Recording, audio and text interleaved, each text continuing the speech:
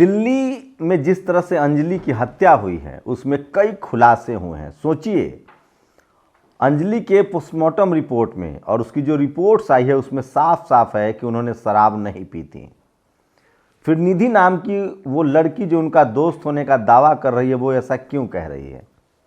सवाल ये है। दूसरी बड़ी बात है, क्या पुलिस कुछ छुपा रही है? सवाल ये भी है कि उस होटल में अंजलि के नाम पर वो कमरा बुक नहीं था, वो कमरा निधि के नाम पर बुक था। कई ऐसे सवाल हैं जो मैं इस वीडियो में बताऊंगा। साथ ही इस देश के वो तमाम बड़ी खबरों की पड़ताल करूंगा जो इस बहुजन समाज के लिए बहुत ज़रूरी है।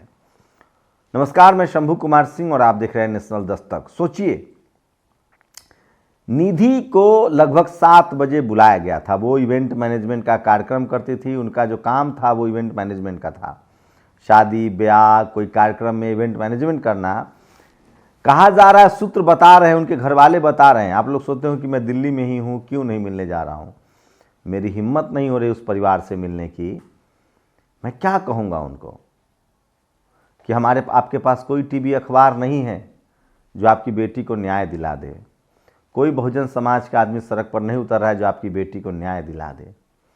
टीवी अखबार सब आपकी बेटी का कैरेक्टर असैसिनेशन करने में लगा है। सोचिए, खबर ये है, अंदर की खबर बता रहा हूं कि अंजलि की दोस्त जो निधि, जो अंजलि के दोस्त होने का दावा कर रही हैं, उन्होंने वो होटल में रूम बुक कराया था, अंजलि को बुलाया। अंजलि आई 7 बजे, 10 बज गया। उन्होंने कई बार कहा कि मुझे जाना है, देर हो रही है। उन्होंने कहा कि रुको रुको रुको। इनके कहा जा रहा है कि जो आरोपी लड़के हैं वो निधि के दोस्त थे, उनसे जान पहचान थी, बिजनेस की बात हो रही थी। और इसी दौरान इन लोगों ने कुछ शरारत करने की कोशिश की, छेड़छाड़ करने की कोशिश की। इस पर लड़ाई भी हुई और उसके बाद बदले में वो सारा खेल हुआ। निधि झूठ बोल रही है, तो पोस्टमार्टम रिपोर्ट से भी साबित हो गया है। डॉक्टर का कहना है कि अंजलि के पेट से सिर्फ खाना निकला है, उन्होंने शराब नहीं पी थी। तो सवाल है कि अंजलि इतना बड़ा झूठ क्यों बोल रही है। दूसरी सबसे बड़ी बात है, अगर एक्सीडेंट हुआ होता तो अंजलि को के साथ साथ निधि को भी चोट लगना चाहिए था। सीसीटीवी फुटेज साफ हो चुका है कि निधि जो है वो अपने घर पहले भी कई बार जा चुकी थी। घटना से पहले वो जा चुकी थी। तो क्या अंजलि को पहले मारा गया, उसके बाद गाड़ी से घसीटकर उसको एक्सीडेंट की शक्ल दी गई ताकि मामले में रफा दफा किया जा सके? निधि की भूमिका बहुत संदिग्ध है। जिस तरह से वो 2 दिनों तक चुप्पी साध लेती है, उसके बाद कैमरे पर आती है और जिस तरह से कैमरे को इंटरव्यू दे रही, तो साफ है कि लड़की का कैरेक्टर असैसिनेशन किया जा रहा है। आखिर निधि इतना बड़ा झूठ क्यों बोल रही जब उन्होंने शराब ही नहीं पी थी, रिपोर्ट में आई ही नहीं? तो ये झूठ क्यों? पुलिस की भी भूमिका संदिग्ध लग रही है। पुलिस ने आखिर उन आरोपियों को शराब पीने की बात पहले क्यों नहीं बताई? सारे सीसीटीवी फुटेज क्यों नहीं बाहर किए जा रहे हैं? अंजलि मामले में निधि को ही क्यों सामने लाया जा रहा है? अंजलि के परिवार वालों की माने तो अंजलि को निधि ने बुलाया था, कुछ बदसलूकी हुई, निधि ने विरोध किया, उसके बाद उसकी हत्या कर दी गई। उसके साथ बदसलूकी हुई, उसकी हत्या कर दी गई और हत्या को रोड एक्सीडेंट दिखाने की कोशिश हुई है। इसमें जो लोग शामिल हैं वो रसूखदार हैं, पैसे वाले हैं, एक बीजेपी का नेता है और बचाने की कोशिश हो रही है। आप सबको पता है, इस देश में अगर आप दलित, पिछड़े, आदिवासी, शोषित, वंचित और गरीब हैं तो आपके लिए न्याय मिलना कितना मुश्किल है। और उस समय जब आरोपी रसूखदार हो, पैसे वाला हो, किसी पार्टी विशेष से हो। खबर ये भी पता चल रही कि वो लोग मुरथल से ड्रिंक करके आए थे। सोचिए, गाड़ी का आमने सामने से टक्कर हो तो वो निधि घायल नहीं होती है और वो लड़की आगे से टक्कर होगी तो उस लड़की का पैर अंदर कैसे चला जाएगा? आप सोचिए। और ड्राइवर के तरफ, मतलब कल्पना कीजिए, या तो पूरा का पूरा गाड़ी अंदर घुस जाएगी। तो ये वो तमाम सवाल है। अगर 90 डिग्री का कोलिजन है, आमने सामने का कोलिजन है, तो लड़की को जब गाड़ी से धक्का लगेगा तो लड़की लेफ्ट जाएगी या राइट गिरेगी, वो गाड़ी के अंदर नहीं घुसेगी।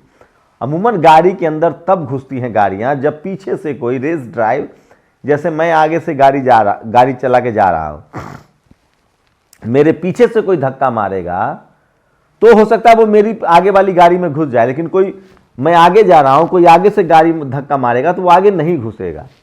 तो सब कुछ प्लान वे में हो रहा है, आरोपियों को बचाने की कोशिश हो रही है और निधि की जो भूमिका है वो बहुत ही संदिग्ध है। एक तो उसने 2 दिनों तक किसी को बताया नहीं, 2 दिन बाद जिस तरह से उसे लाया गया, दिल्ली पुलिस ने इसको पहले रोड एक्सीडेंट कहा, रोड एक्सीडेंट के बाद ये भी है कि 2 और लोग उसमें शामिल थे। टोटल आरोपियों की संख्या लगभग 7 बताई जा रही है। सारे फुटेज क्यों नहीं जारी किए जा रहे हैं। एक तस्वीर तो ये भी सामने आई कि पुलिस की गाड़ी और इन गुंडों की गाड़ी एकदम आसपास थी, फिर भी नहीं गिरफ्तारी हुई। कुल मिला के ये है कि दाल में काला तो है, निधि संदिग्ध तो है।